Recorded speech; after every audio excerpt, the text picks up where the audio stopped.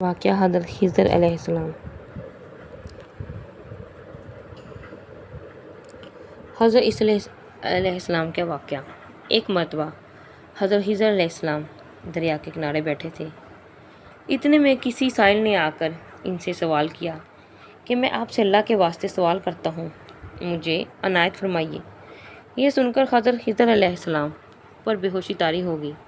جب کچھ ہوش میں ہوا تو فرمانے لگی، بھائی میں تو صرف اپنی جان اور مال کا مالک ہوں، تم نے مجھ سے اللہ کے واسطے سوال کیا ہے، لہٰذا میں اپنی جان اور ذات تمہارے حوالے کرتا ہوں، تم جس طرح چاہو اس کو استعمال میں لاؤ، بازار میں فروخت کر کے اس کی قیمت سے فائدہ اٹھاؤ۔ چنانچہ ان کو بازار لے گیا اور ایک شخص سہمہ بن ارقم کے ہاتھ ان کو فروخت کر دیا۔ یہ خریدار ان کو اپنے گھر لے گیا، جس کی پشت پر اس کا ایک باغ تھا۔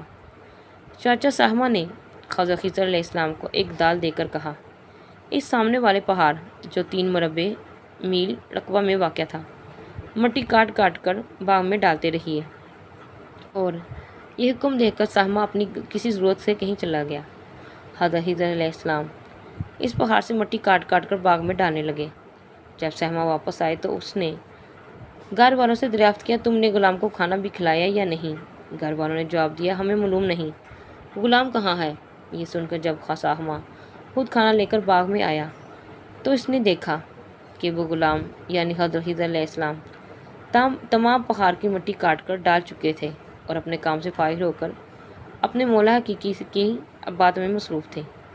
یہ دیکھ کر سہمہ کو بڑا تعجب ہوا اور اس نے دریافت کیا، کیا یہ بات بتائیے کہ آپ کون ہیں؟ یہ بات سن کر حضرت خضر علیہ السلام پر کچھ بے ہوشی سی طاری ہو گئی، اور پھر افاقہ ہونے پر انہوں نے فرمایا کہ بھائی میں خضر ہوں۔ جس کو سن کر سہمہ ہوش اڑ گئے کہ تو نے یہ کیا کیا، ان کو غلام بنا کر ایسے کام پر لگایا، یہ تو انتہائی گستاخی ہوئی۔ پھر ہوش آنے پر سہمہ نے توبہ کی اور پروردگار سے عذر خواہی کے ساتھ حضرت خضر علیہ السلام کو آزاد کر دیا اور جناب باری میں عرض کیا، یا رب العالمین مجھ سے اس کا مواخذہ نہ فرمائیے کیونکہ میں ان کو جانتا نہیں تھا۔ اس کے بعد حضرت خضر علیہ السلام نے دعا فرمائی اور سجدہ شکر بجا لائے کہ اے میرے پروردگار، میں تیرے ہی حق میں غلام بنا اور تیرے ہی حق میں آزاد ہوا، اس پر تیرا شکر گزار ہوں۔ بعد ازاں واپسی کی اجازت لے کر جب وہ دریا پر واپس آئے تو دیکھا ایک شخص کھڑا دعا مانگ رہا ہے کہ اے میرے رب، حضرت خضر علیہ السلام کو غلامی سے رہائی عطا فرما دے اور ان کی توبہ قبول فرما لے۔ حضرت خضر علیہ السلام نے یہ دیکھ کر ایک شخص سے دریافت کیا کہ آخر تو کون ہے؟ تو اس شخص نے بتایا کہ میں تو شاذون ہوں، آپ کون ہیں؟ انہوں نے کہا میں خضر ہوں۔ اس کے بعد شاذون نے کہا، اے خضر، تم نے اپنے لیے رہنے کا مکان بنا کر دنیا کی طلب کی ہے، کیونکہ حضرت خضر علیہ السلام کا دریا کے کنارے پر ایک عبادت خانہ تھا۔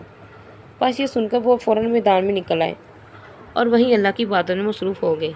اس کے بعد حضرت خضر علیہ السلام نے اسی جگہ ایک درخت لگایا اور اس کے سامنے عبادت شروع کی تو آواز آئی، اے خضر، جب تم نے درخت کے سائے میں سجدہ کیا تو تم نے دنیا کو آخرت پر ترجیح دی۔ مجھے اپنی عزت اور جلال کی قسم ہے، مجھے دنیا کی محبت میں رضامندی نہیں ہے۔ اس کے بعد حضرت خضر علیہ السلام نے شاذون فرشتے سے کہا کہ اے شاذون، دعا کرو کہ اللہ تعالیٰ میری توبہ قبول فرمائے۔